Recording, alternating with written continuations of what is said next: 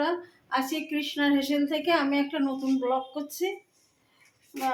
করব চুনো মাছ করব আর শুক্তো ডাল করব। এদিকে আমার ভাত হচ্ছে।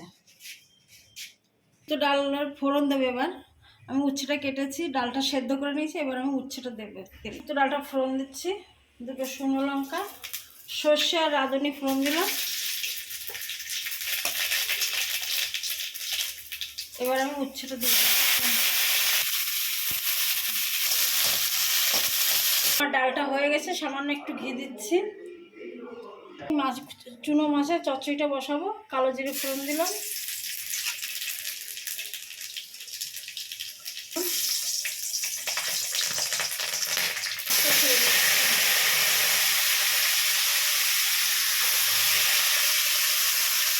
মাছটার মধ্যে এবার পেঁয়াজটা দিয়ে দিলাম। দেখুন আমার মাছটা হয়ে গেছে। এবার আমি পনিরটা বসাচ্ছি। অনেকটা বেলা হয়ে গেছে, যত তাড়াতাড়ি রান্না শেষ হয়ে গেছে। এবার আমি খেতে বসবো। প্রথমে আমি রান্নাটা দেখিয়ে নেই।